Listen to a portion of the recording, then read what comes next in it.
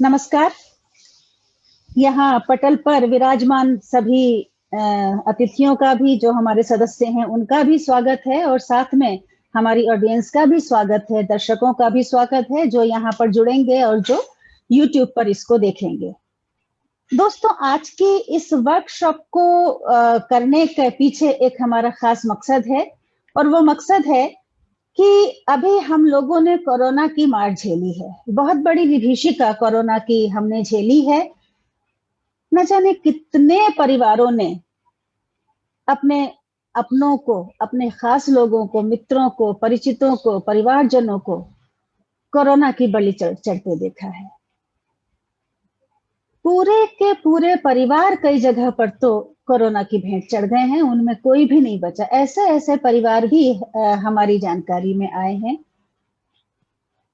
लेकिन हमें अपनी सरकार को धन्यवाद देना चाहिए कि उन्होंने वैक्सीन की ड्राइव शुरू की और बहुत ज्यादा तादाद में वैक्सीन लगाई जा रही है। हमारे ख्याल से जितनी वैक्सीनेशन हमारे देश में हो रही है, शायद किसी देश में परसेंटेज उतनी अच्छी नहीं है वैक्सीनेशन की। ये एक बहुत राहत की बात है।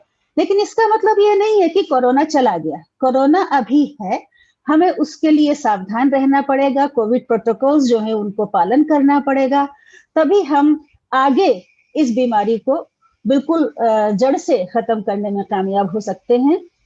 तो अब इसी बीच में जब वैक्सीनेशन शुरू हुआ तो काफी लोगों के हमारे पास इंक्वायरीज आनी शुरू हुई कि आप हमें डॉक्टर से पूछ करके ये बताइए कि जो प्रेग्नेंट लेडीज हैं वो कोरोना की वैक्सीन लगवा सकती हैं या नहीं, इस तरह की, और उसका कोई जो गर्भस्थ शिशु है उस पर तो कोई असर नहीं होगा। तो आज का जो हमारा ये विशेष कार्यक्रम है, इसके फर्स्ट सेगमेंट में हम इसी बात पर चर्चा करेंगे, और इसका जो दूसरा सेगमेंट है उस पर हम योग पर बात करेंगे कि योग का कोविड में क्या रोल है, कितना ज्यादा लाभदायक योग के, चाहे वो आसन है, चाहे वो प्राणायाम है, जो भी क्रियाएं योग की हैं, वो कोरोना को मात देने में कितनी सक्षम है।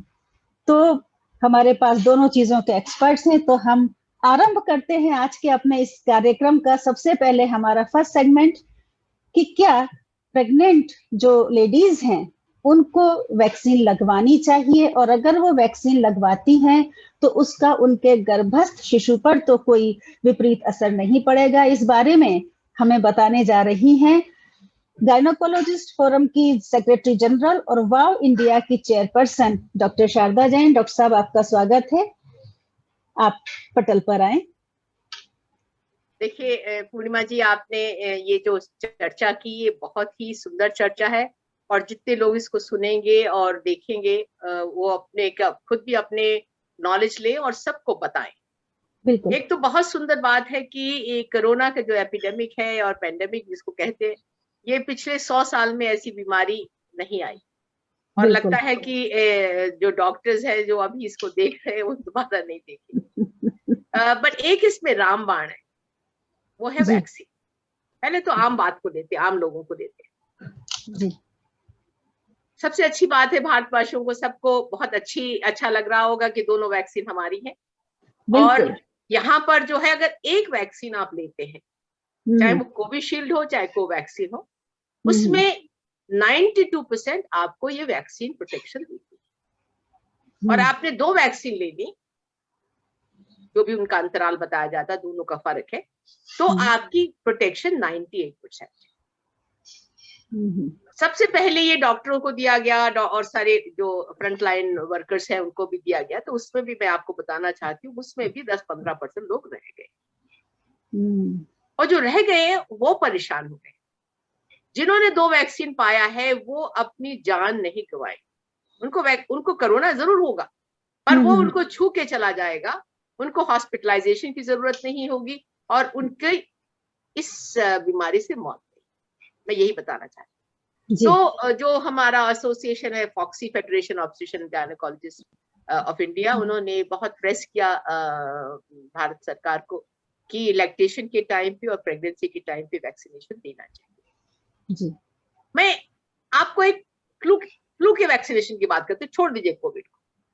अगर फ्लू का वैक्सीनेशन, मेरे पास एक वैक्सीनेशन है और 5 लोग इसको, जो हाई रिस्क वाले लोग हैं, उनको देना है।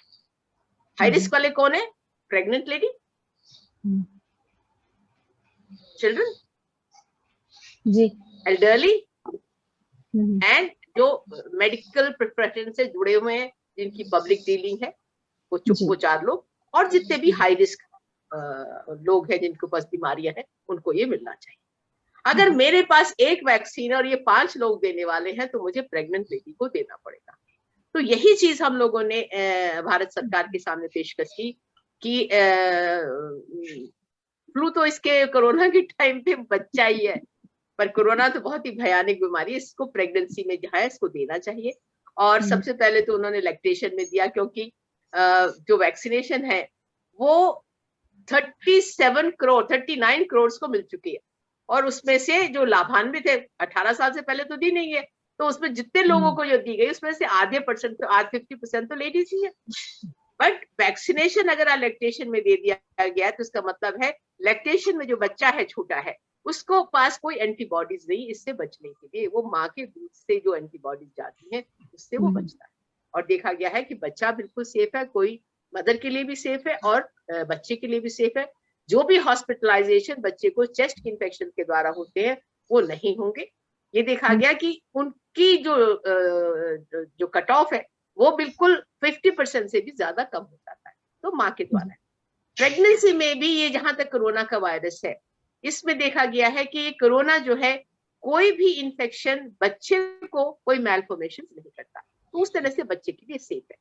हाई फीवर कभी भी होगा तो अगर मदर को नुकसान हो रहा है तो बच्चे को नुकसान ऑटोमेटिकली होगा।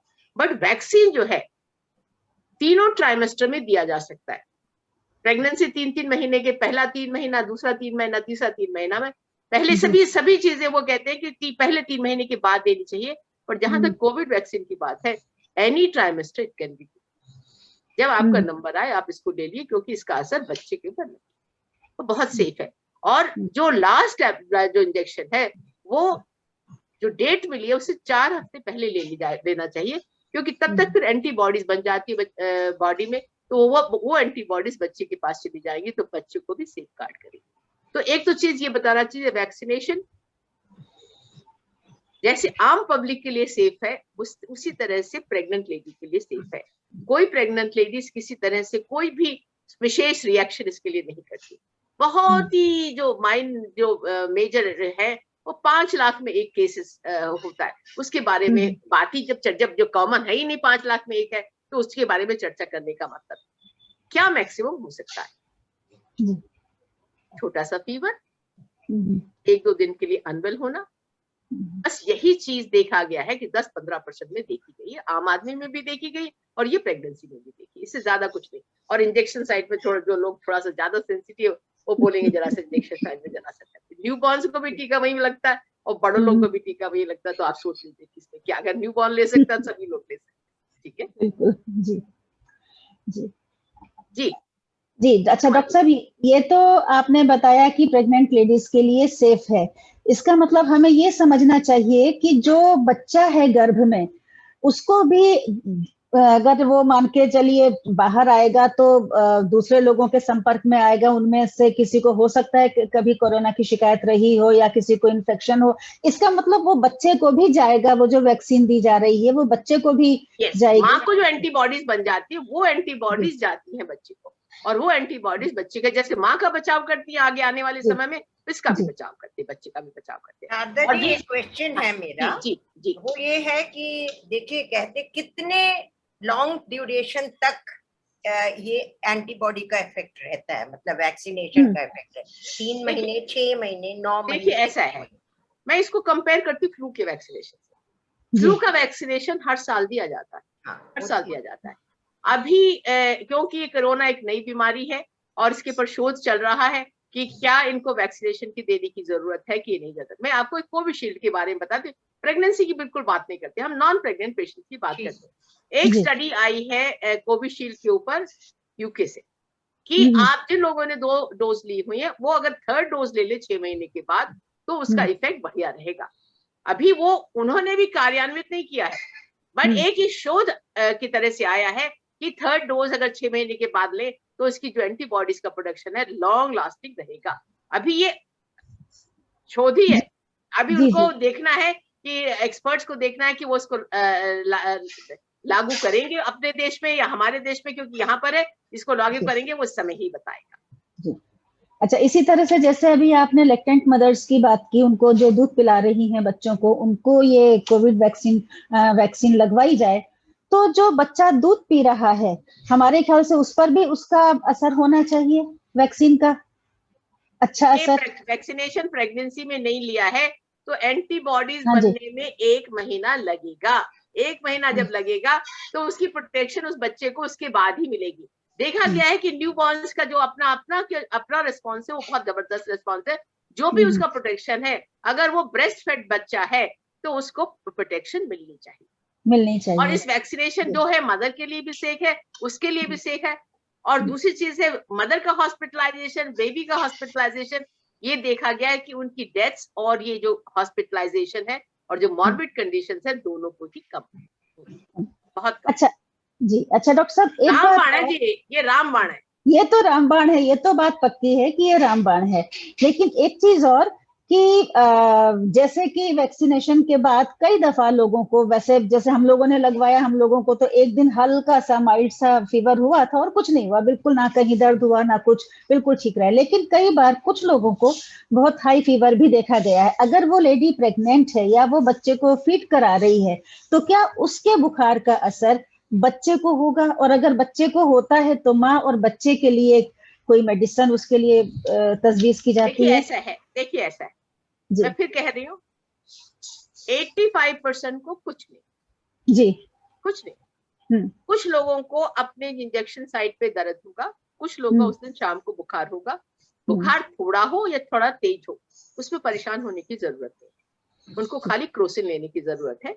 बुखार का मतलब ही आना के मतलब है कि वैक्सीन काम कर रही है, ये संदेश होना चाहिए।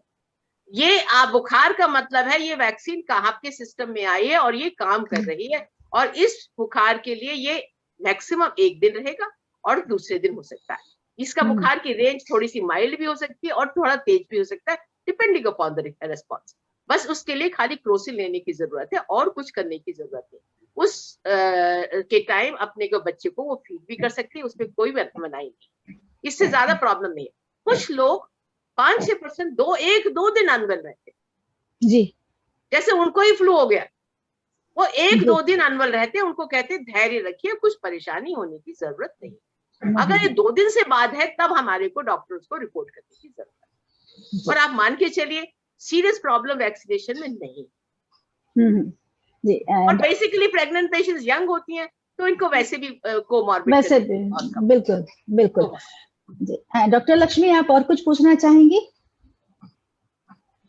कितने महीने तक रहेगा और फिर कितने पहले लगाना पड़ेगा so that the child gets the antibodies? देखिए ना, फिर मैं रिपीट कर रही हूँ जी, आपने ज्यादातर जो लोग हैं, हम लोग कोई भी दवा एक्स्ट्रा या कोई भी वैक्सीनेशन है 12 हफ्ते से पहले नहीं देते।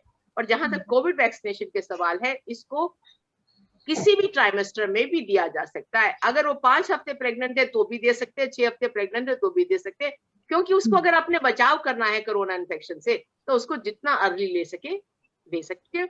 क्योंकि इसका असर बच्चे वाले, जो बच्चा भ्रूण पल रहा है उसके ऊपर असर नहीं होता, कोई मैलफॉर्मेशन नहीं होती, कोई कहने का डिफेक्ट नहीं आता, तो इसको आराम से लिया जा सकता है। एक तो चीज ये। दूसरी चीज ये कि लास्ट जो इंजेक्शन है वो जो आपको हमने डेट दी हुई है कि ये आपकी एक्सपेक्टेड डेट ऑफ डिलीवरी है, उससे 4 हफ्ते पहले 36 वीक्स तक हो जाना चाहिए, तो ये बच्चा फुली प्रोटेक्टेड होगा। बच्चा जब रास्ते में आ रहा है तब भी और डिलीवरी के बाद में फुली प्रोटेक्टेड होगा। और जहां तक डिलीवरी के बाद की बात है, उसने प्रेगनेंसी के टाइम पे नहीं लिया और वो डिलीवर हो गई है, तो एक बात है कि कोविड का वैक्सीनेशन अगर उसको फ्री चाहिए तो उसको कोविड के सेंटर में जाना पड़ेगा। तो जब भी वो सोचती है कि वो जा सकती है वो ले सकती है, अदरवाइज उसको पहले दिन भी लिया जा सकता है, कोई परेशानी की बात नहीं। क्योंकि उसको कोविड सेंटर में जाना है तो आप उसको देखना है कि वो कब ले सकेगी, जितनी अर्ली पॉसिबल है वो ले सकेगी। और अगर उसको प्राइवेट में लेना है तो कहीं पर भी इंस्टीट्यूशन में, सब इंस्टीट्यूशन में वैक्सीनेशन मिल रहे हैं, वहां जाके ठीक है। जी, बानू जी, आपको कुछ पूछना है?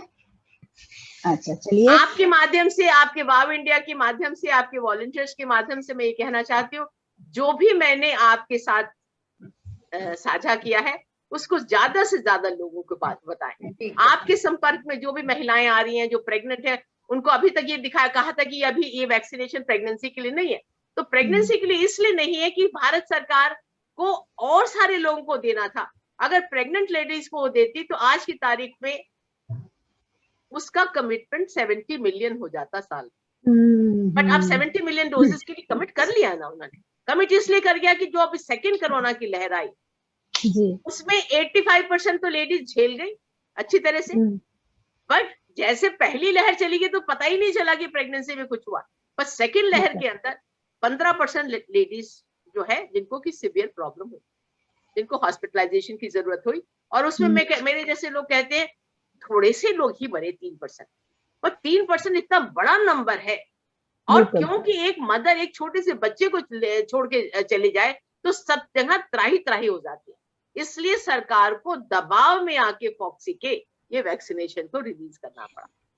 और हम भारत सरकार के लिए बहुत आभारी है और अपनी एसोसिएशन के लिए बहुत आभारी है कि उन्होंने प्रेग्नेंट पेशेंट के बारे में सोचा, क्योंकि सेकेंड लहर में बहुत घर तबाह हो गए, बहुत बच्चे अनाथ हो बहुत ज्यादा। तो अभी आप लोगों ने देखा कि डॉक्टर जैन ने हमें बताया कि प्रेग्नेंट लेडीज के लिए एक तरह से जरूरी है, क्योंकि होगा क्या कि उनको कोरोना नहीं होगा और जो उनके गर्भ में बच्चा पल रहा है वो भी सेफ रहेगा। तो इसलिए प्रेग्नेंट लेडीज भी जरूर लें। 36 वीक तक उसकी सेकेंड डोज उनकी कंप्लीट हो जानी चाहिए, ये अभी डॉक्टर जैन ने बताया। इसके अलावा जो लैक्टेंट मदर्स हैं, जो फीड करा रही हैं बच्चों को, उनको भी ये जरूर लेना चाहिए, क्योंकि उससे क्या होगा कि उनको तो बचाव होगा ही, पर साथ में जो वो बच्चा है जिसको वो दूध पिला रही हैं उस बच्चे का भी बचाव होगा, उसको भी उस वैक्सीन का अंश जाएगा। तो इसलिए सभी से जितनी भी महिलाएं हैं, चाहे वो प्रेग्नेंट हैं या वो लैक्टेंट मदर्स हैं, और जो आम महिलाएं भी हैं जो ना तो प्रेग्नेंट है ना लैक्टेंट मदर्स हैं, आम महिलाएं, सबसे हमारा निवेदन है, हाथ जोड़ के सबसे प्रार्थना है कि वैक्सीन जरूर लीजिए। अगर खुद को ठीक रखना है, आप ठीक रहेंगी तो आपका परिवार ठीक रहेगा, समाज ठीक रहेगा, देश ठीक रहेगा। आशा है आप इस हमारी प्रार्थना पर आप सब ध्यान देंगे। तो बहुत बहुत धन्यवाद डॉक्टर साहब आपका, हमें इतनी सारी जानकारी देने के लिए। तो अब हम डॉक्टर लक्ष्मी अपने अगले सेगमेंट पर चलें।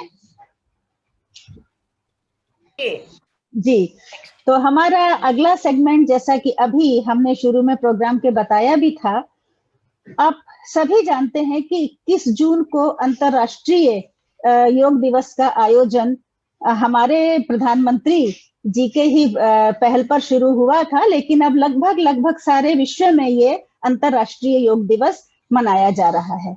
और इस हर वर्ष की जो योग दिवस है उसकी अलग थीम होती है। पिछले साल की थीम थी, क्योंकि कोरोना की वजह से लॉकडाउन चल रहा था, तो ये था कि घर में रह के योग किया जाए। इस बार की थीम है कि योगा फॉर हेल्थ, यानी स्वास्थ्य के लिए आपको योगाभ्यास करना है। आज की जो दौड़ती भागती जिंदगी है, इसमें हर कोई स्वस्थ रहना चाहता है, क्योंकि अगर हम शारीरिक रूप से, मानसिक रूप से स्वस्थ नहीं होंगे तो हम अपने काम भी ठीक से नहीं कर पाएंगे। और वाव इंडिया, जैसा कि इसके नाम में ही है, वेलबींग ऑफ वीमेन, यानी महिलाओं को शारीरिक रूप से भी, मानसिक रूप से भी, आर्थिक रूप से भी, शारीरिक रूप से भी, आध्यात्मिक रूप से भी, सामाजिक रूप से भी, हर तरह से स्वस्थ रहने का प्रयास करना है। जो महिला खुद स्वस्थ होगी वो ही अपने बच्चों को भी स्वस्थ रखने की दिशा में सोच सकेगी, अपने परिवार के भी स्वास्थ्य का ध्यान रख सकेगी। तो महिलाओं के लिए तो स्वास्थ्य जो है सबसे पहले उनकी प्राथमिकता होनी चाहिए। कोई तकलीफ होती है, हम डॉक्टर्स के पास जाते हैं, दवाएं लेते हैं, लेकिन अगर हम थोड़ा सा एक अपनी दिनचर्या को, अपने रूटीन को सेट कर लें, थोड़ा सा उसको जिसे कहना चाहिए कि एक स्वस्थ दिनचर्या का पालन कर लें, तो हो सकता है बहुत सारी बीमारियों से हमारा बचाव हो जाए। इसमें योग से बढ़कर और कोई चीज नहीं हो सकती। आप देखिए, अगर आप जिम जाते हैं तो जिम जाते हैं, या आप बाहर वॉक के लिए जाते हैं, दौड़ लगाते हैं, तो अक्सर आपने देखा होगा कि आपको अपने कानों में हेडफोन जरूर लगाने पड़ेंगे, कोई ना कोई म्यूजिक सुन करके, क्योंकि आपको वहां रिदम चाहिए होती है। जिम के लिए भी रिदम चाहिए। अगर आप रनिंग कर रहे हैं तो थोड़ा सा आपको उसमें सपोर्ट के लिए रिदम चाहिए। योग हमारे ऋषि मुनियों द्वारा बताई गई ऐसी क्रिया है कि जो हमें स्वयं से जोड़ती है। योग का मतलब ही युक्त होना है, यानी हम जुड़ते हैं। किससे जुड़ते हैं? अपने आप से, अपनी अंतरात्मा से, अपने मन से जुड़ते हैं। अपने मन से जुड़ते हैं, इसलिए हमें किसी बाहरी यंत्र की, किसी बाहरी संगीत की, किसी की आवश्यकता नहीं होती। इच्छा हो तो लगाइए, लेकिन उसकी कोई आवश्यकता नहीं है, क्योंकि आपका ध्यान अपने श्वास प्रश्वास पर जाता है, आपका ध्यान अपने आसन पर, पोस्चर पर जाता है, आपका ध्यान जो दूसरे आपकी प्राणायाम हो गए, मुद्राएं हो गई, बंद हो गई, उन सब पर जाता है। तो उसी में आपका ध्यान इतना रम जाता है। और एक तरह से देखा जाए तो ध्यान के अभ्यास की भी पहली सीढ़ी ये योगाभ्यास ही है। आप योगाभ्यास करेंगे तो आप ध्यान के अभ्यास में भी आगे जा सकते हैं। और इसीलिए कहा भी जाता है कि योगः कर्मसु कौशलम। जो व्यक्ति योग का अभ्यास करता है उसको कर्मों में भी कुशलता उसको प्राप्त होती है, क्योंकि योग से आपका तन मन दोनों स्वस्थ रहते हैं, मन आपका प्रसन्न चित्त रहता है, तो जाहिर सी बात है आप अपने कामों में भी पूरा मन लगा पाएंगे। अभी जैसा कि अभी हमने थोड़ी देर पहले हमारी डॉक्टर जैन ने कोविड के बारे में बात की, तो चूंकि ये कोविड का समय चल रहा है और कोरोना में योग कितना बड़ा लाभकारी सिद्ध हो सकता है, क्योंकि सबसे बड़ी आवश्यकता तो हमें अपने फेफड़ों को स्वस्थ रखने की है। हम योगाभ्यास करेंगे, प्राणायाम करेंगे, हमारे फेफड़े स्वस्थ होंगे, हमारा जो मांसपेशियां हैं वो दृढ़ बनेंगी, तो कोरोना को मात देने में तो हम अपने आप ही सक्षम हो जाएंगे एक नियमित योग के अभ्यास के द्वारा। इसीलिए आज से जो हम ये श्रृंखला आरंभ करने जा रहे हैं, सीरीज आरंभ करने जा रहे हैं, योगा फॉर हेल्थ, स्वास्थ्य के लिए योग, उसमें आज हमने पहला एपिसोड रखा है योगा फॉर कोरोना। कोरोना के लिए योग कितना लाभदायक है। और हमारी इस सीरीज में हमें योग के विषय में चर्चा करने के लिए हमारे साथ हर बार होंगे प्रसिद्ध योग प्रशिक्षक सत्येंद्र कुमार जी। सत्येंद्र कुमार जी के विषय में डॉक्टर जैन, हम आपसे चाहेंगे कि आप इनके विषय में थोड़ा सा परिचय दें। सत्येंद्र को मैं लगभग 25 साल से जानती हूँ, और इनफैक्ट मैं कहूँगी कि मैंने भी मोटिवेशन का सत्येंद्र को जो मोटिवेट किया इस पे जाने के लिए, उसके पीछे भी मेरे जैसे लोग हैं। और इन्होंने मोरारजी देसाई योगा इंस्टीट्यूट से अपना MA किया, और उसके बाद भारत सरकार ने इनको ताशकंद भेजा। वहां पर ये 4.5 साल ताशकंद रहे, और वहां पर इन्होंने योगा को इतना पॉपुलर किया कि वो लोग ताशकंद वाले इनको छोड़ना ही नहीं चाह रहे थे। ये वहां के जो इनका वो है, खाली उन लोगों को सिखाना नहीं, इन्होंने ताशकंद में भी योगा बहुत पॉपुलर करा दिया। और वहां से आने के बाद ये फिर उसी जिस इंस्टीट्यूट से पढ़े हैं वहां पर ये खुद पढ़ाते हैं, और मेरे बहुत सारे पेशेंट्स इनसे जुड़े हैं और बहुत खुश हैं इससे। तो मैं चाहूंगी कि इनका अगर हमारे को प्रशिक्षण मिलेगा तो बहुत अच्छा रहेगा। जी, बहुत बहुत धन्यवाद डॉक्टर जैन, सत्येंद्र कुमार जी के विषय में इतनी अच्छी जानकारी देने के लिए। अब योग पर आते हैं। हमारे मनीषियों ने तो योग को अध्यात्म का मार्ग बताया है, देखा जाए तो, जैसा कि भगवत गीता में भगवान कृष्ण ने कहा भी है कि बुद्धि युक्तो जहाँ तिहि उभय सुकृत दुष्कृत तस्माद योगा युज्यस्य योगः कर्मसु कौशलम। यानी कोई भी कर्म करने से पूर्व हमें योगस्थ होना चाहिए, जिससे कार्य की कुशलता में कोई संदेह ही नहीं रह जाता। तो जैसा हम अभी बात कर रहे थे कि अगर हमें अपने जीवन में लयात्मकता चाहिए, गतिशीलता चाहिए, आनंद चाहिए, शांति चाहिए, तो योग का आश्रय लेना ही पड़ेगा।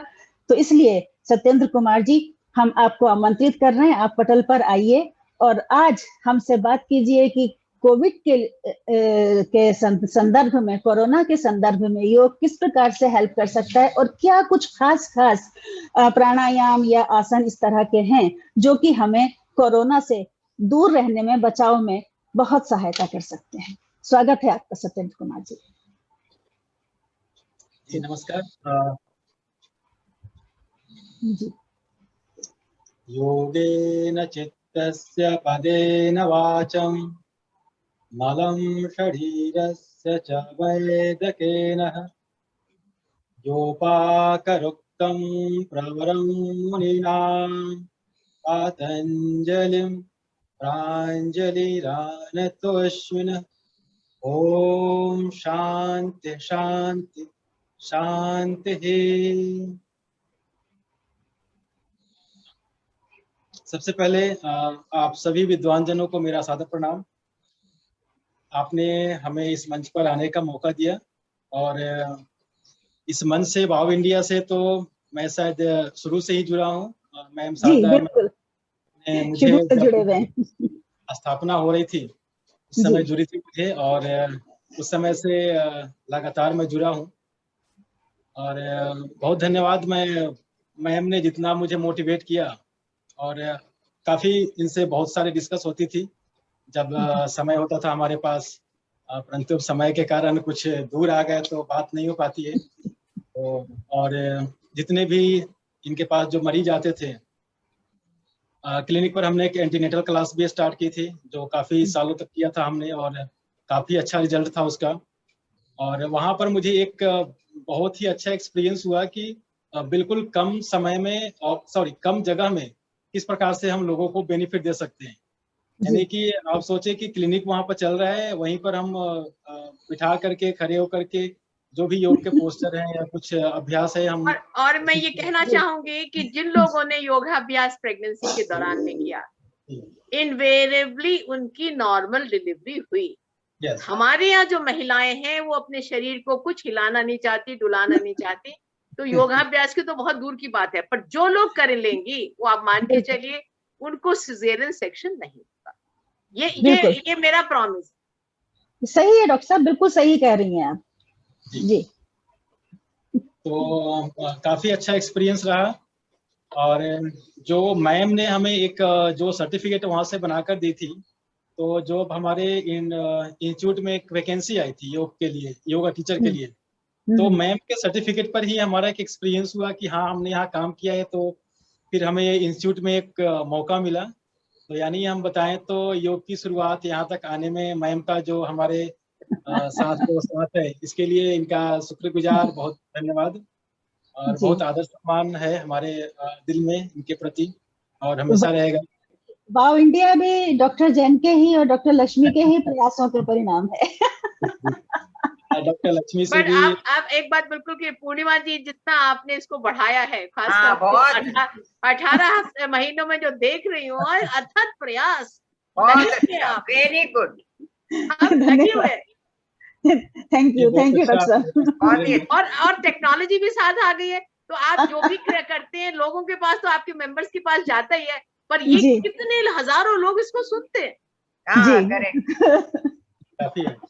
और डॉक्टर पूर्णिमा मैम के विषय में एक बात बताना चाहता हूँ।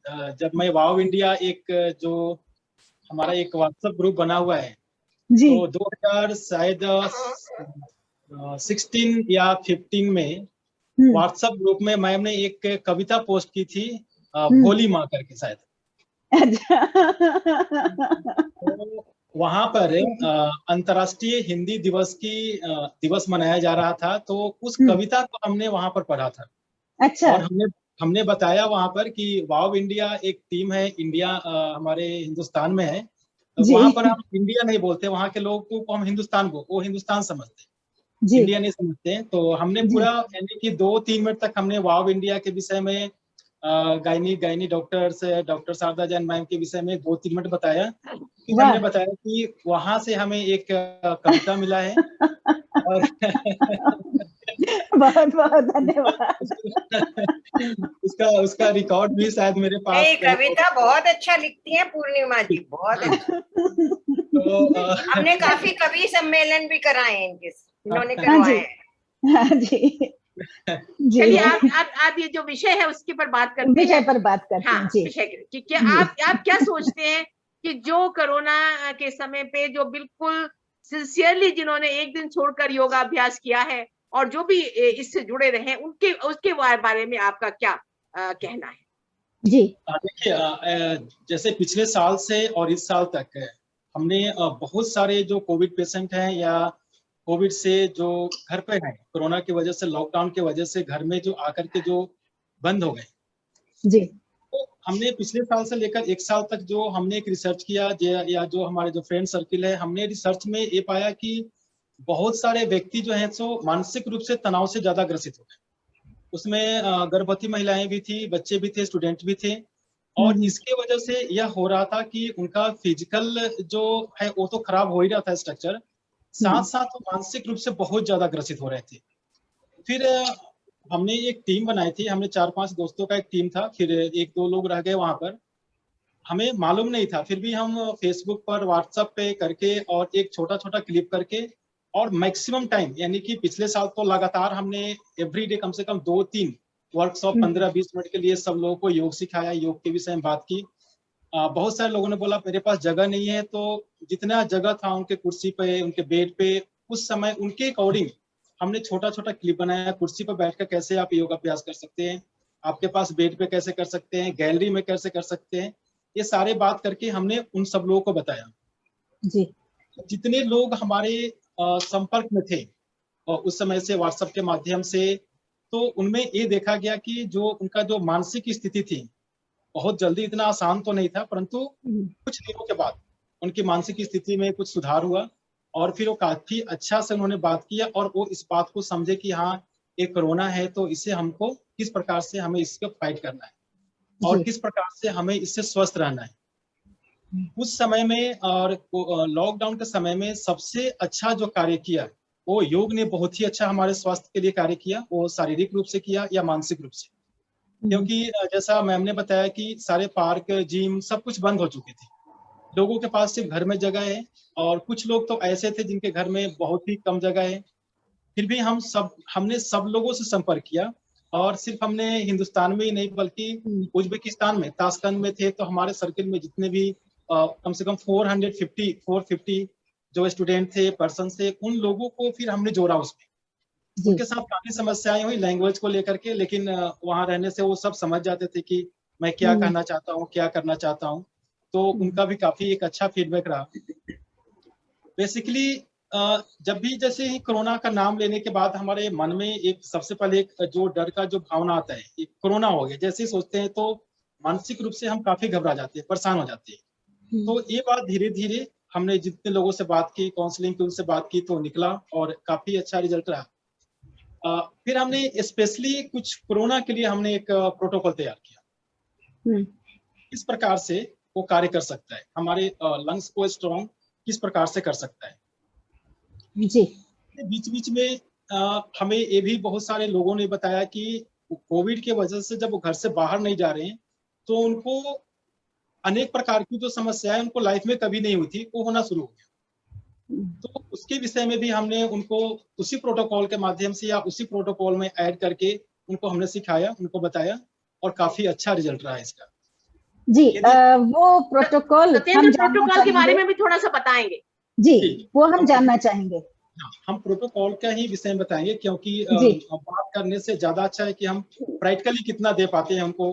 योग के विषय में तो बहुत सारे बातें हैं जी। तो 15 मिनट का यदि प्रोटोकॉल प्रतिदिन यदि करें हम, प्रतिदिन योग का अभ्यास करें जितना 15 मिनट के लिए, तो एक तो सबसे सिंपल है कि आप कहीं भी बैठे, किसी भी जगह बैठे। योग में यदि संभव था उस समय जिनके पास वह प्रोसेस थी, एक षटकर्म की क्रिया होती है योग में और एक जल नीति होती है उसमें। जी, तो बिल्कुल। जो प्रक्रियाएं हैं, हमारे क्लीनिंग प्रोसेस है, हमारे नोजल पैसेज के लिए बहुत ही इंपॉर्टेंट है और बहुत ही अच्छा कार्य हुआ। अब आप समझिए कि मैं पिछले साल कोविड में भी हमने एक दिन भी हम घर पे नहीं रहे और इस साल पर भी हम एक दिन भी घर पे नहीं थे, हम कंटिन्यू ऑफिस गए। लेकिन हमारे साथ जो नॉन योग के स्टाफ थे, जैसे कैमरामैन थे, शूटिंग करने वाले या कुछ और लोग थे जो प्रैक्टिस नहीं कर रहे थे, उनको कोविड हुआ। तो मन में तो दहशत आई थी कि शायद हो जाए, डर तो बनी रहती थी, परंतु हमने उस पूरे योग पीरियड में हमने कुंजल की क्रिया, वमन धोती पानी पी करके वमन करना और जल नीति की क्रिया हमने पूरे साल तक किया कंटिन्यू, एक दिन भी हम गैप नहीं किया। उसके बाद हमने प्राणायाम का अभ्यास किया और हम उसके वजह से अभी तक सेफ हैं और हमारे घर में भी अभी तक सभी लोग सेफ हैं, कोई कोविड से ग्रसित नहीं हो पाया है। तो सबसे पहले एक तो जल नीति और कुंजल की प्रक्रिया सीखिए, उसका एक प्रोसेस होता है, लोटा होता है, वो कभी हम उसका डेमो करके दिखाएंगे। प्राणायाम के विषय में जब भी हम आते हैं तो सिर्फ प्राणायाम का जब हम बात करते हैं तो क्लीनिंग प्रोसेस के लिए एक प्रक्रिया है वात नीति। जी। वात नीति की प्रक्रिया बोलते हैं, वाता मीन्स हवा, नीति मीन्स नोज। एक तरह से वो भस्त्रिका का प्रकार है, परंतु हम भस्त्रिका उसको हम इसलिए नहीं बोल पा रहे थे, हम इसलिए नहीं कहते, जो वात नीति की यदि हम बोले इसको जन्म देने की जो प्रोसेस है, इसको जो आविष्कार किए हैं हमारे संस्थान के निदेशक महोदय आदरणीय डॉक्टर ईश्वर बी बासवा रेड्डी जी ने, उनके साथ उन्होंने इसका एक बताया वात नीति और बहुत ही इफेक्टिव रहा। तो उसमें करना क्या है कि सीधे बैठ करके आप किसी भी आसन में बैठ जाइए, नेक को स्लाइटली थोड़ा सा ऊपर की तरफ करना है और तेज गति से आपको एयर लेना और छोड़ना है स्मॉल। एक बार मैं डेमो करूंगा।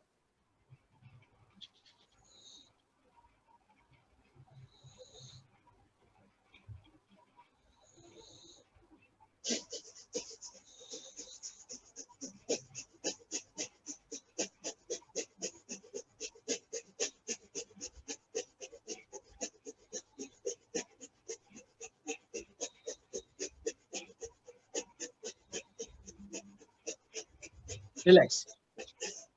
तो यानी कि हमने इसका प्रैक्टिस किया है, हमारा लंग्स काफी स्ट्रांग हो चुका है। तो इसमें आप एक नाक से लेके कैसे कर रहे हैं, जरा एक्सप्लेन करेंगे? जी एक्सप्लेन कर दीजिए। हाँ जी, दोनों नाक से ही हमें सांस लेना है, परंतु इसमें जो सांस की जो हाइट है, जो सांस की जो लंबाई है, जैसे हम एक लॉन्ग डीप ब्रीथ करते हैं, परंतु इसमें क्या करना है कि सांस को शॉर्ट करना है और लेकिन फास्ट। ओके, स्मॉल करेंगे लेकिन फास्ट करेंगे, जर्क देंगे। सांस की लंबाई छोटी रहेगी लेकिन सांस तेज गति से लेंगे, सांस।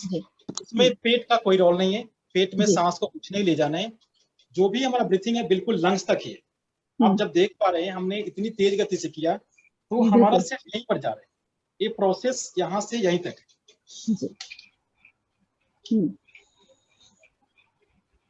ये यहीं तक आ रहा है। ये पूरा नोजल पैसेज जो हमारा पूरा क्लीन हो रहा है। तो जैसे सब लोग हम जानते थे कि जो भी कोविड का जो अटैक हो रहा है नोजल पैसेज में सांस के माध्यम से ज्यादा हो रहा है, तो हमें इसको क्लीन कर, हमने इसको क्लीन किया, तेज गति से इसको क्लीन किया। परंतु इतना तेज गति से यदि जो व्यक्ति या साधक नहीं कर पा रहे हैं तो उनको थोड़ा सा हमने सांस की जो हाइट है उसको बढ़ा दिया, लंबाई थोड़ा सा उसको ज्यादा कर दिया, like this.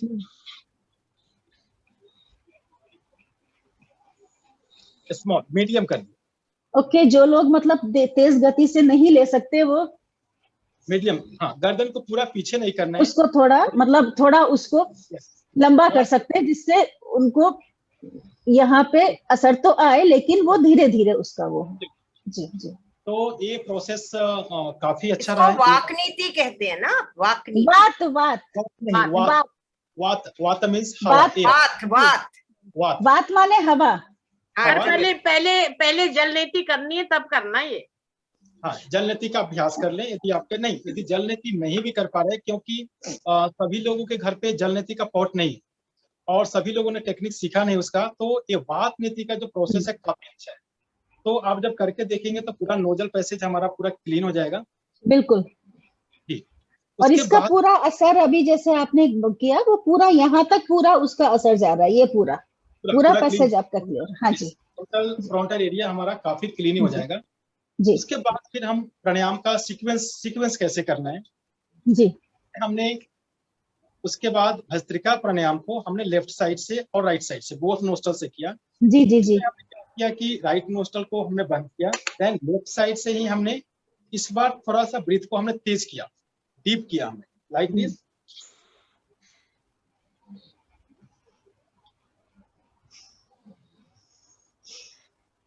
Ten to 15 times right nostril बंद करके, देन लेफ्ट साइड से इनहेल एंड लेफ्ट साइड से exhale. Now after 10 times and after 20 times, just a small relax, 1 to 2 seconds relax. Then after that, and close in the left nostril, then the right side. Then inhale.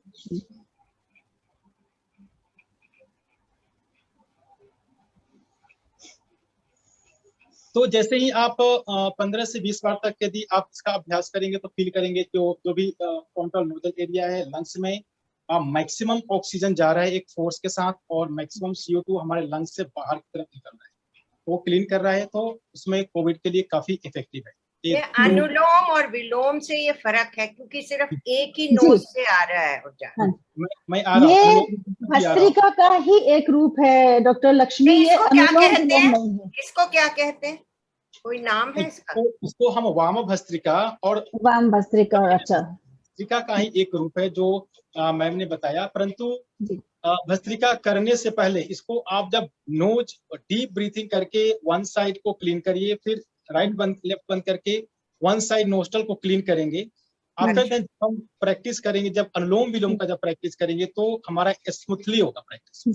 और ये हमारे ख्याल से सत्येंद्र कुमार जी, जो लोग जलनेती नहीं कर सकते, क्योंकि जब आप शुरू करते हैं तो शुरू में अक्सर लोगों के पानी दिमाग में यहाँ ऊपर चढ़ जाता है शुरू में, तो जो लोग जलनेती नहीं कर सकते हैं वो शुरू में अगर इससे अपनी नॉस्ट्रिल्स को क्लीन कर लें तो।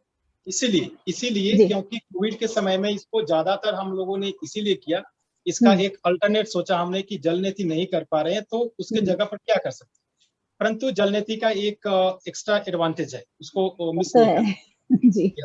ये हमने भस्त्रिका का प्राणायाम इसका अभ्यास किया। And second one is the youth क्रम, जैसे कपालभाति का अभ्यास करते हैं, हम सबको जानते हैं ना कपालभाति का अभ्यास करते हैं। तो टेक्स्ट में एक वातक्रम कपालभाति, व्युत्क्रम कपालभाति और शीतक्रम कपालभाति, 3 तरह के कपालभाति की प्रक्रियाएं बताई गई है। तो उसमें क्या करना है, हमें ऑल्टरनेट नोस्ट्रल ब्रीदिंग करना है। लेफ्ट जैसे हम अनुलोम विलोम प्राणायाम करते हैं उसी प्रकार से हमें ऑल्टरनेट लेफ्ट से लेना है। इसमें हम तेज गति से करते हैं। ऑल्टरनेट क्रम जो व्युत्क्रम कपालभाति है उसको हम तेज गति से करते हैं और रुकना नहीं है, एकदम साथ साथ रुकना नहीं। इसमें ऑल्टरनेट किया,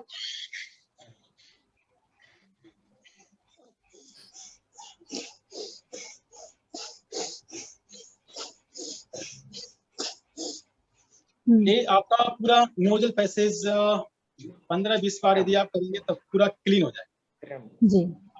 पूरा प्रैक्टिस आपने कर दिया, एक ब्रीथिंग का प्रैक्टिस आ गए। अभी हम प्राणायाम सेशन का जो सीरीज है हम उसी में बात कर रहे हैं कोविड के लिए। फिर उसके बाद हम आसन में आएंगे, लेकिन अकॉर्डिंग टू रूल्स पहले हमें आसन की बात करनी चाहिए थी, लेकिन हम प्राणायाम पर आ गए हैं तो हम प्राणायाम की बात करते हैं। ये प्राणायाम किया। Then second one is the kapalbhati. एक काफी इंपॉर्टेंट प्राणायाम है कपालभाति, जो हमारे नोजल पैसेज को क्लीन करता है, फ्रंटल एरिया को क्लीन करता है। परंतु इसमें करने का जो तरीका हमें बहुत सारे लोगों को जब हम ऑनलाइन बता रहे थे उनको बहुत मुश्किल होती थी, क्योंकि जितने भी लोग हैं सब गलत ढंग से, या तो गलत कहीं से सीखा या कहीं से देखा, उस ढंग से वो नहीं कर पा रहे सही ढंग से। तो सही ढंग से क्या करना है कि हमारा कमर गर्दन सीधा होना चाहिए, हाथ को आप किसी प्रकार से ज्ञान मुद्रा में रखिए या घुटने पर रख लीजिए। State deep 1 times deep inhale करना है हमने, देन हम एक्सहेल करेंगे। और हम प्रैक्टिस जब हम करेंगे तो इसका 2 तरह से हम प्रैक्टिस कर सकते हैं। जब फर्स्ट टाइम जब प्रैक्टिस करें तो आप 1 सेकेंड में आपको 1 स्ट्रोक करना है, यानी एक्टिव और पैसिव जो हमारा जो ब्रीथिंग है सिर्फ एक्टिव रखना है, हमें सांस नहीं लेना है उस समय, सांस को हमें बिल्कुल ही नहीं लेना है। जो नेचुरल ब्रीदिंग जो हमारे पास आ रहे हैं उसी को हमें फोर्स के साथ हमें बाहर निकालना होता है कपालभाति में।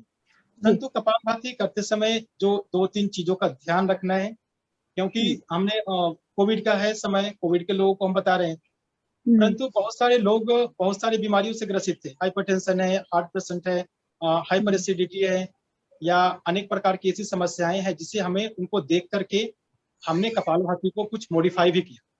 बिल्कुल एक टेक्स्ट नहीं गए, हम उसको मॉडिफाई करके हमने उनको बताया और इससे उनको लाभ।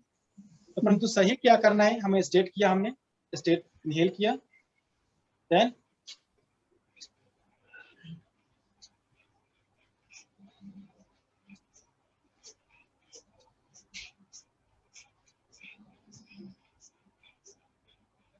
वन सेकेंड में आपको 1 स्ट्रोक लगा। आपको इतना ध्यान रखना है कि जो स्ट्रोक आपका स्टमक पे आ रहा है, यानी जितना स्पेस आपने स्टमक को अंदर की तरफ खींचने में लिया, उस स्टमक को वहां तक आप आने दीजिए जहां तक उसका स्पेस है।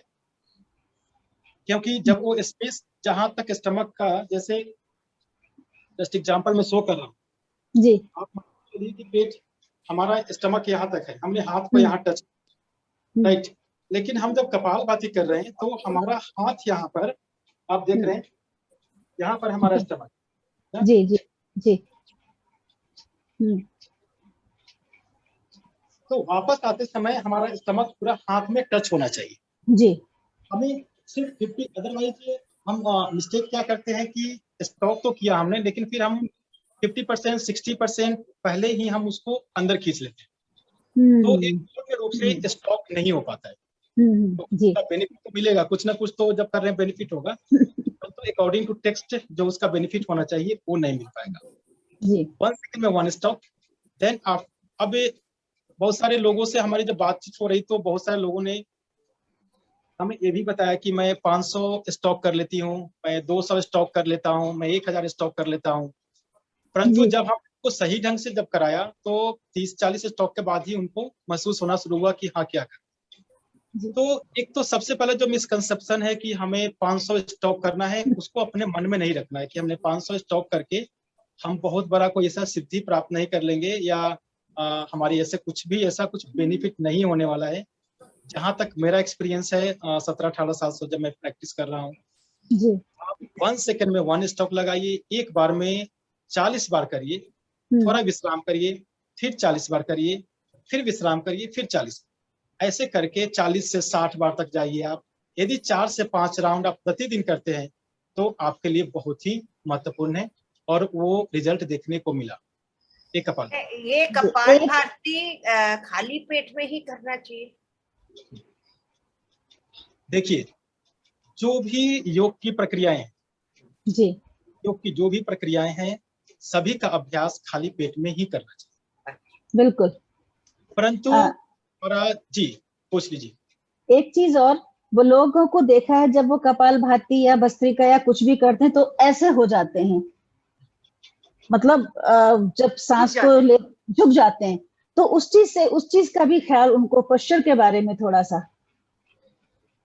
देखिए, उसमें एक्चुअली होता क्या है ना कि जब वो कहीं से देख करके या किसी से बात करके जब वो अभ्यास करेंगे तो उसका सही ढंग से नहीं कर पाएंगे। जी योग में बताया गया है कि जब आप अपने गुरु के सानिध्य में करेंगे।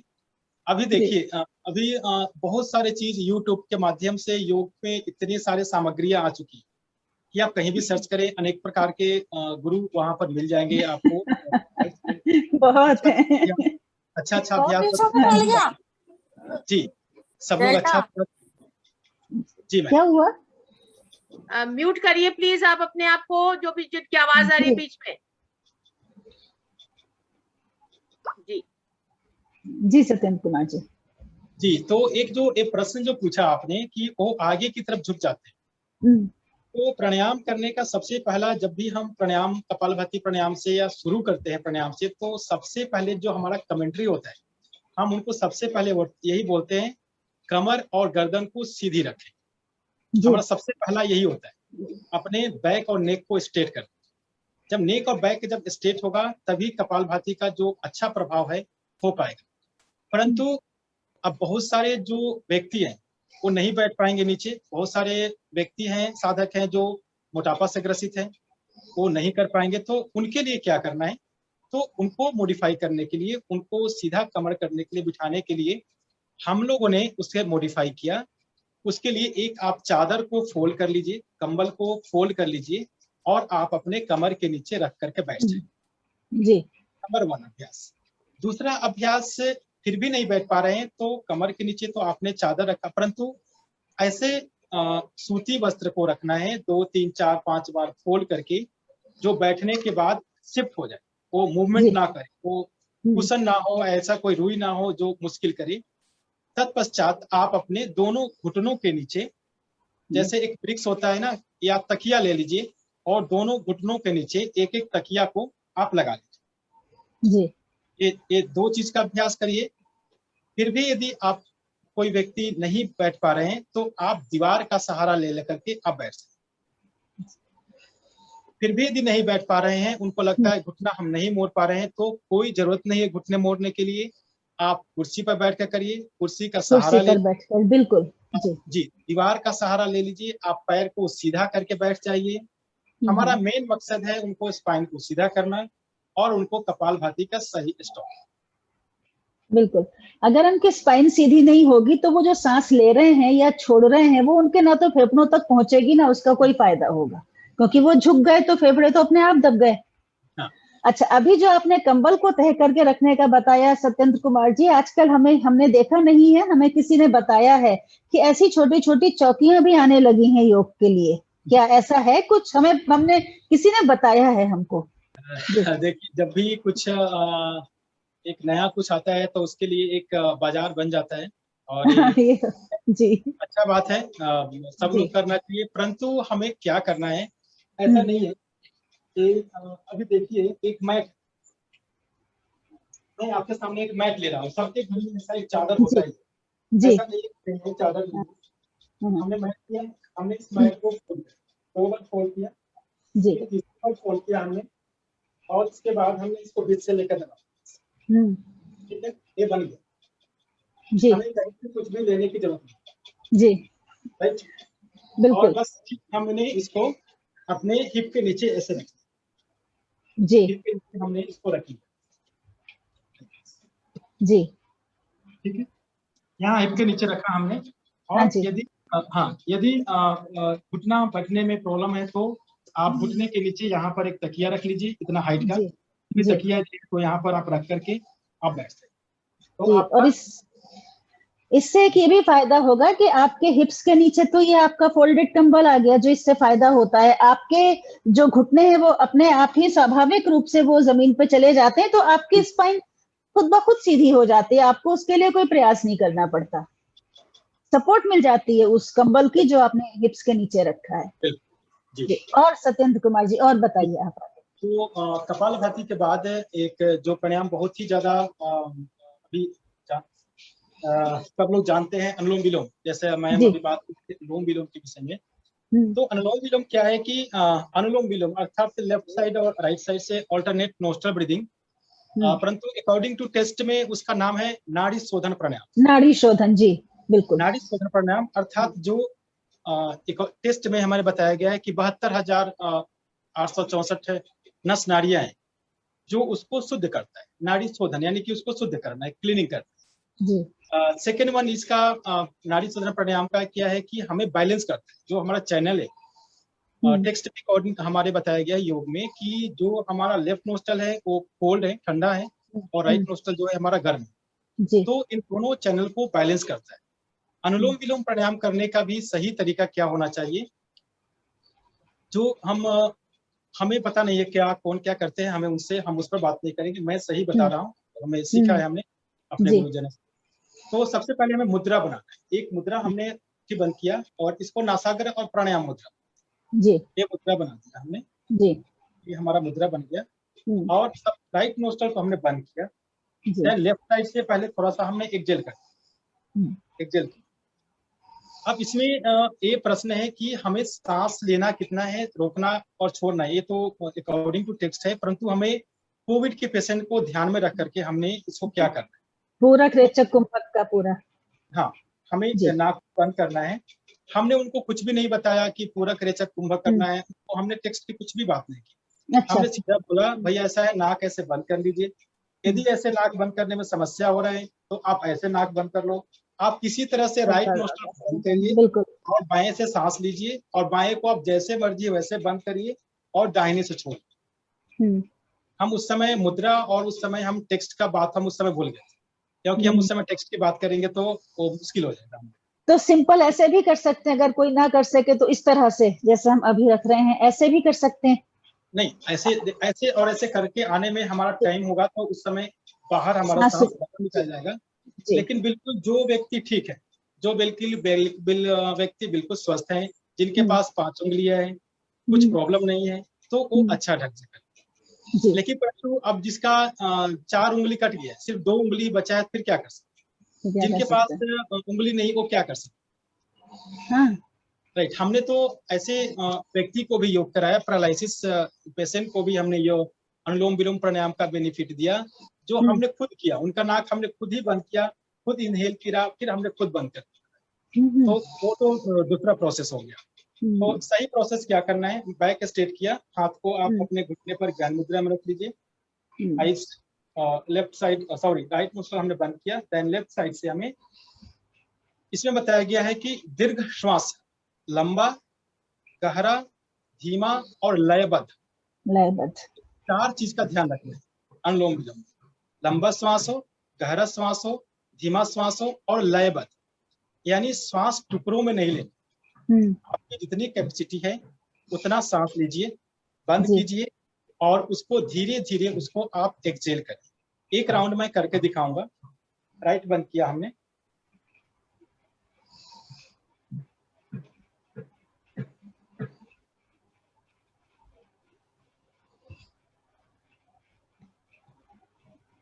लेफ्ट बंद किया, राइट साइड से एग्जिट।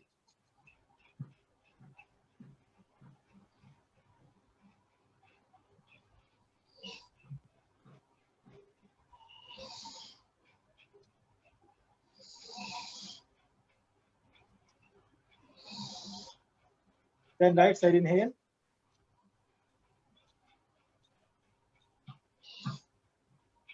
राइट बंद किया हमने और लेफ्ट साइड एग्जिट।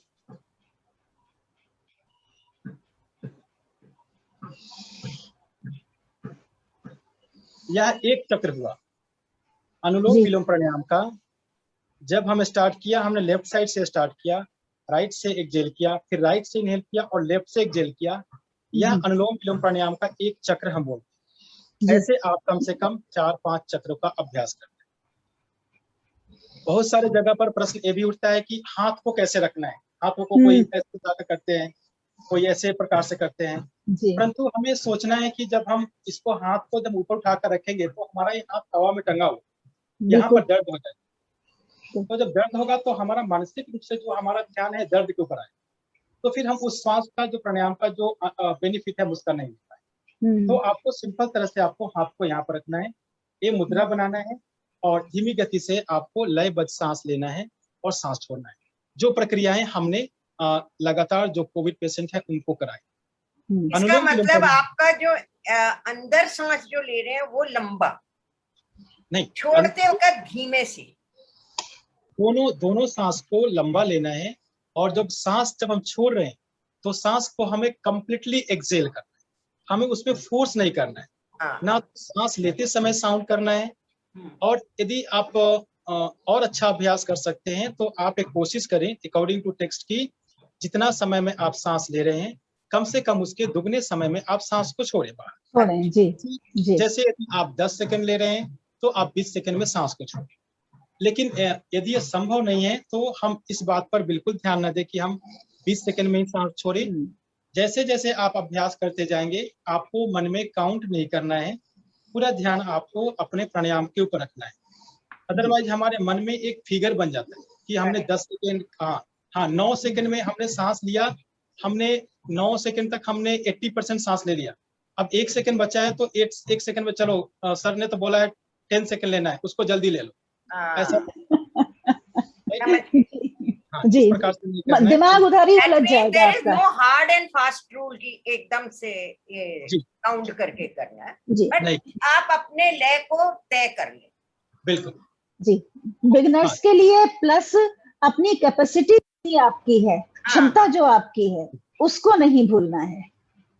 जी, ये अनुलोम विलोम प्राणायाम बहुत ही अच्छा है जो आपके मन को शांति प्रदान करता है और जो भी आपके मन में तनाव है आप जब करेंगे इसका अभ्यास तो स्वतः इसका बेनिफिट आपको देखने को मिलेगा अनुलोम विलोम प्राणायाम और नाड़ी सुधार।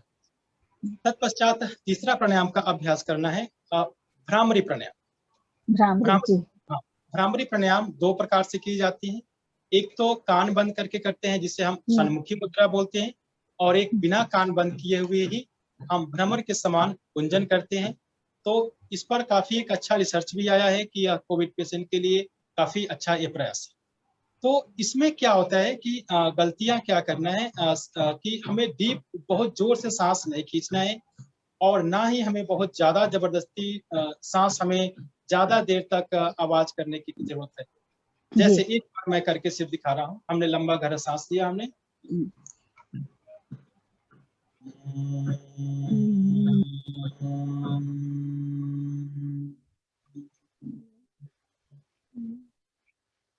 बस हमने इतना किया। यदि हम चाहते तो अभी 2-4 सेकंड और भी हम आगे जा सकते थे और लंबा कर सकते थे। अपने सांस को हम जबरदस्ती करते, वो हमें नहीं करना।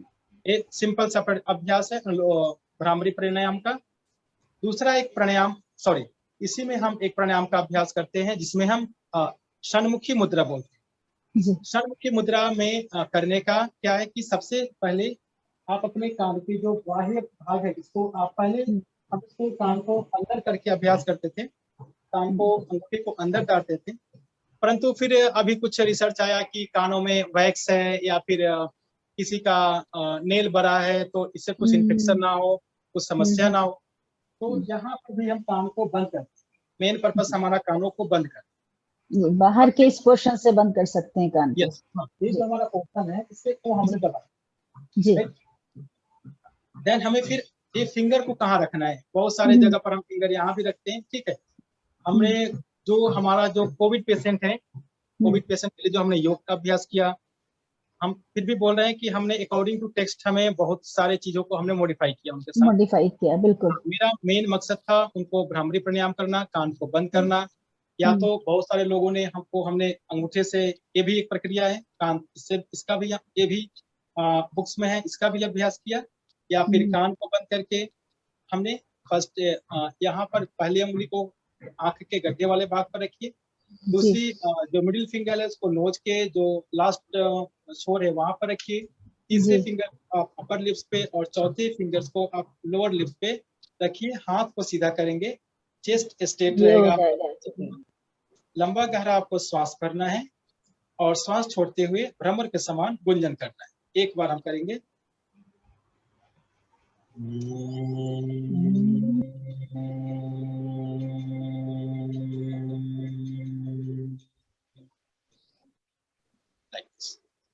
फिर हमने धीरे से हमें वापस आ जाना है। तो बहुत सारे लोगों को हमने भी ये भी देखा कि देखने को मिलता है कि बहुत तेज गति से वो साउंड करते हैं, काफी तेज गति से वो साउंड करते हैं। हमें उतना तेज गति से साउंड करने की कोई जरूरत नहीं है, हम उतना ही साउंड करें जितना में कि हमें अच्छा फील हो। हमने कान बंद किया है तो हमें एक वाइब्रेट चाहिए, एक अच्छा महसूस होना चाहिए। हमें लोगों को नहीं बताना है, लोगों को नहीं दिखाना है कि हाँ मैं भ्रामरी प्राणायाम कर रहे हैं या कर रहे। हमें उतना साउंड नहीं करना है, क्योंकि आपने शुरू में ही बताया, सब लोग जानते हैं कि योग स्वयं के द्वारा और स्वयं के लिए एक अभ्यास है, बिल्कुल। तो हमें स्वयं के लिए करना है और स्वयं के द्वारा करना है, हम दूसरों के द्वारा या दूसरों के लिए हम नहीं करते। बिल्कुल, तो एक भ्रामरी प्राणायाम का अभ्यास है। जी, इसमें कुछ पूछना चाहते हैं तो पूछिए। जी, भ्रामरी में एक जो हमने अनुभव किया है, जो हमें समझ आया है कि इसकी जो वाइब्रेशन होती है वो अगर आपको सिर में दर्द है या ऐसा कुछ भारीपन है तो उसको भी बहुत उससे लाभ होता है। नहीं, जिस जो अनुभव किया है, नहीं, जिस समय आपके सिर में दर्द है, भारीपन है, अभ्यास नहीं करें। अच्छा, लेकिन उससे फायदा होता है। नहीं, जिस समय आपको सिर में दर्द है, क्योंकि ऑलरेडी हमारे सिर में दर्द हो रहा है, पेन हो रहा है, और यदि हम उसको कान को बंद करके यदि वाइब्रेट करेंगे तो वहां पर हमें इतना लाभ नहीं देगा। उस समय यदि आपको करना है तो आप अनुलोम विलोम प्राणायाम का अभ्यास करें। अनुलोम विलोम तो खैर बिल्कुल, हाँ, अनुलोम विलोम प्राणायाम का अभ्यास करें, वो आपके लिए कारगर सिद्ध होगा।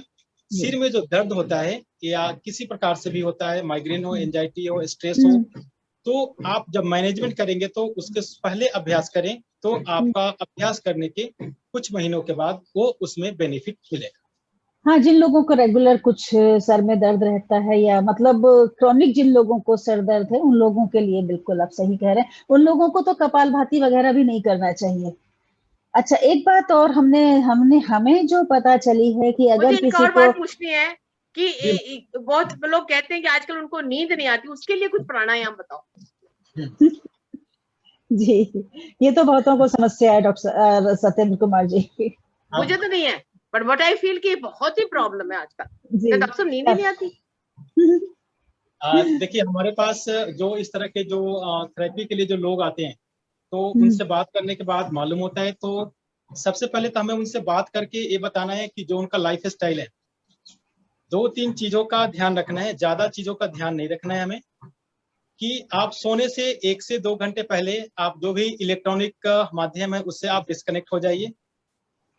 सबसे अच्छा कारगर तरीका इसका यही है। सोने से पहले गुनगुना पानी से आप स्नान कर लीजिए या फिर पैर को धो लीजिए।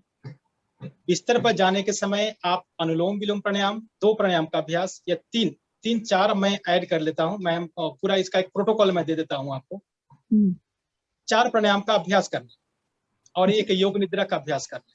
4 प्राणायाम में श्वास की प्रक्रियाएं में क्या करना है, उदर श्वसन क्रिया, एब्डोमिनल ब्रीदिंग। आप अपने जब बिस्तर पर गए सोने के लिए तो बैठ करके या लेट करके अपने पेट पर हाथ रखिए, सांस लीजिए, पेट बाहर जा रहा है, सांस छोड़िए, पेट अंदर आ रहा है। आप कुछ देर तक इसका अभ्यास करेंगे और मानसिक रूप से आप अपने मन को पेट पर रखिए, उदर वाले हिस्से पर रखिए। उसके बाद हमारा आता है थोरेसिक ब्रीदिंग, चेस्ट का जो श्वसन प्रक्रिया होता है वक्ष के लिए। तो आप 2 तरह से आप अपने सांस को यहाँ पर रख सकते हैं, चेस्ट हाथ को, या फिर आप अपने यहाँ पर आप दबा सकते हैं। तो हमने जो अभी जो सांस लिया, हमने पेट को बाहर फुलाया और अंदर आया, लेकिन उसमें कोई जबरदस्ती नहीं करना है, नेचुरल ब्रीदिंग चलेगा। देन सेकंड में जब हम डीप ब्रीदिंग करते हैं तो हम इस बार अपने रिब्स को आउटसाइड स्ट्रेच करते हैं। जैसे हमने यहाँ पर देखा, तो आप हमारे चेस्ट को देख रहे हैं जब मैं सांस भर रहा हूँ, अभी हमारा चेस्ट आउटसाइड स्ट्रेच हो रहा है ना। जैसे अब सो और ज्यादा अच्छा से आप देख सकते हैं, हमने सांस भरा तो आप देखिए हमारा जो थोरेसिक रिब्स है जी, हमने सांस को रिब्स के साइड में किया, हमने ऊपर की तरफ नहीं खींचा। फिर तीसरा अभ्यास करना है कैलिकुलेटिव ब्रीदिंग, स्कंद श्वसन क्रिया। कंधे पर हाथ को रख दीजिए, आंख बंद करके, और धीमा जब सांस लेंगे तो इस बार अपने सांस को ऊपर की तरफ खिंचाव दीजिए, और आप जो हाथ रखे यहाँ पर आपको महसूस होगा कि सांस ले रहे हैं तो फील हो रहा है, और सांस छोड़ रहे हैं तो कंधा नीचे आ रहा है।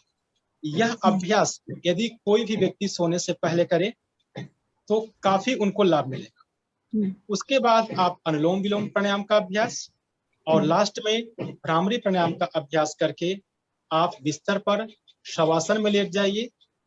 शवासन में लेट करके भी आप उदर श्वसन क्रिया और ये जो 3 श्वसन की जो क्रियाएं हमने बताई हैं उसका अभ्यास करें। और बहुत सारे माध्यम हैं, या तो फिर आप अपने टीचर से संपर्क करें या जहां से भी मिल सकता है। योग निद्रा का अभ्यास इसमें बहुत ही कारगर है, और हम लोगों ने इसका प्रैक्टिकल करके जो हमारे पास आते हैं उनको किया है, सामने उनके साथ रिसर्च किया है, और उनका रिजल्ट हमें पॉजिटिव देखने को मिला। जी जी, तो वही शर्त है, यही है कि आपको डिस्कनेक्ट होना है। मैं हर बार लोगों को ये बात बोलता हूँ कि जैसे हम किसी त्योहार में जाते हैं, किसी शादी में जाते हैं, तो अपने आप को सजाते हैं, संवारते हैं, सुंदर बनते हैं। उसी प्रकार से जो सोने की प्रक्रिया है वह हमारे जीवन का बहुत ही महत्वपूर्ण एक अंग है। तो उसकी भी तैयारी, सोने से पूर्व की तैयारी, अपने आप को तैयार करना बहुत ही जरूरी है। तो ये आपने आज कोविड प्रोटोकॉल के तहत आपने 3-4 चीजें बताई कि सबसे पहले तो वात नीति हमें करनी है, क्योंकि जल नीति बिना सीखे संभव नहीं है जल नीति, ये तो बात सही है। तो वात नीति हो गया, उसके बाद भस्त्रिका हो गई, उसके बाद कपालभाति के रूप हो गए, उसके बाद अनुलोम विलोम नाड़ी शोधन हो गया, और भ्रामरी। ये मुख्य प्राणायाम हो गए जो कि कोविड के लिए फायदा करते हैं, लाभ पहुंचाते हैं।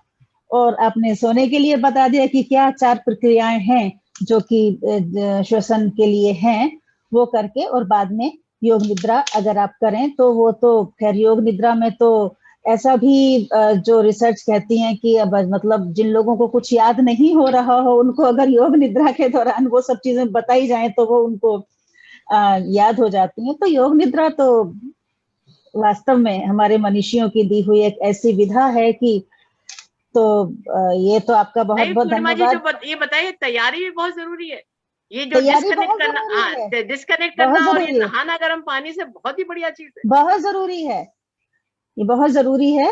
और तो आज तो हमारा पूरा का पूरा फोकस इसी पर था कि कोविड प्रोटोकॉल के ऊपर। अगली बार से सत्येंद्र कुमार जी हम आपसे आसनों के बारे में और दूसरी जो क्रियाएं हैं उनके बारे में बात करना शुरू करेंगे। अपने दर्शकों को अभी से हम बता देते हैं, आपको बहुत अधिक लाभ हमारी इन वर्कशॉप से हमें भी होने वाला है और आप सबको भी होने वाला है। हम सभी यहाँ पे सीखने वाले लोग हैं। डॉक्टर लक्ष्मी, आप कुछ कहना चाहेंगी? सत्येंद्र, बैकेज के बारे में शुरू करेंगे। पिछले सबको बैकेज होता है यहाँ 100%। ठीक है, अगली बार बैकेज के बारे में करेंगे। सबसे पहले तो मैं सत्येंद्र कुमार जी को बहुत धन्यवाद देती हूँ कि आज आप आए हमारे सामने और हम सबको यहाँ पे जितनी भी हमारी महिला जुड़ी हुई है वो सब देख पाएंगी, यही नहीं और लोग भी देख पाएंगे क्योंकि इसको YouTube में डाला जाता है। तो इसलिए मैं आपकी बहुत आभारी हूँ कि आपने वक्त निकाला, कि आपने सबको समझाया। और अभी कोरोना के टाइम में सबको ये बहुत जरूरत है कि अपने आप को ठीक रखें। अब मेरे को याद आ रहा है उस टाइम, क्योंकि मैं जब योगा के लिए जाती थी, इस शारदा जी मुझे एक कार में ले जाती थी सुबह सुबह और हम जाते थे यूनेस्को में, सुबह 5 साढ़े 5 बजे शुरू हो जाता था और by 6:30 I was back home. तो इतनी अच्छी तरह, और वो आज भी चल रहा है। एक बार आप योग शुरू करेंगे आप उसको भूल नहीं पाएंगे, बिल्कुल महत्ता बिल्कुल समझ आएगी। योग क्या मतलब है इसका, युज से, ये वर्ड युज से आता है, जोड़ना, इसको जीवात्मा को परमात्मा से जोड़ना, इसको योग कहते हैं। इसीलिए अभी आपने जो बताया वो बहुत हमको, हम बहिर्मुखी हैं, सारा टाइम बाहर बाहर ही देखते रहते हैं। हमको अंतर्मुखी होने के लिए ये सबसे बड़ी साधना। लोग सोचते हैं ये सिर्फ एक्सरसाइज है, ये एक्सरसाइज नहीं है, व्यायाम नहीं है, इसको ये जोड़ने की विधि है, अपने मन को, अपने को परमात्मा से जोड़ने की विधि। और आप जानते पतंजलि का अष्टांग योग बताया है, और आज इतनी अच्छी तरह इन्होंने ये बताया कि यदि हम हर रोज इसको प्रैक्टिस करेंगे, मेरा तो हर रोज ये रहता है, सुबह उठते ही 1 घंटा का बेड पे ही योग कर लेती हूँ, और कितनी ठीक करती हूँ ये मुझे नहीं पता, सीखा है उस टाइम, जो सीखा था उसी को करती हूँ, और वो मैं पूरी तरह करती हूँ। तो उससे मेरा दिनचर्या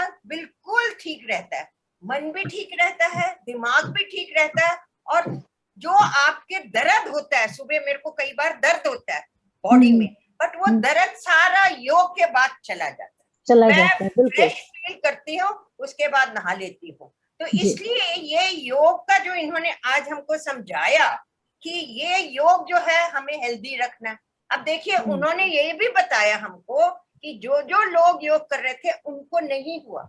क्यों नहीं हुआ? क्योंकि उनकी इम्यूनिटी बढ़ गई, क्योंकि वो अपने आप को स्वस्थ रखने लगे। तो इसलिए ये करना इतना जरूरी है सबको, ये तो आपका एक नियम बन जाना चाहिए। जैसे हम अष्टांग योग में कहते हैं ना, यमा नियमा, नियम हमको डिसिप्लिन करना ही पड़ेगा अपने आप को। एक बार ही हम शारीरिक रूप से अपने आप को नियम के अकॉर्डिंगली डिसिप्लिन कर लेंगे, फिर धीरे धीरे हम अंतर्मुखी होने लगेंगे और धीरे धीरे हमारा ध्यान वहां जाने लगेगा। तो ये योग होगा जीवात्मा का परमात्मा से। तो ये मैं चाहती हूँ कि हर महिला, हर युवक ये जरूर करे और हर रोज इसको प्रैक्टिस करे। लास्ट में मैं कहना चाहती हूँ कि मैं सबके लिए ये कहना चाहती हूँ, ये मेरी प्रेयर है, सर्वे भवन्तु सुखिना, सर्वे सन्तु निरामया, सर्वे भद्राणि पश्यन्तु, मा कश्चित् दुःखभाग् भवेत्। सभी सुखी रहे, रोग मुक्त रहे, मंगलमय रहे, किसी को दुख न हो, यही परमात्मा से मेरी प्रार्थना। धन्यवाद। तो आज का ये सेशन बहुत अच्छा रहा, सभी का बहुत बहुत धन्यवाद।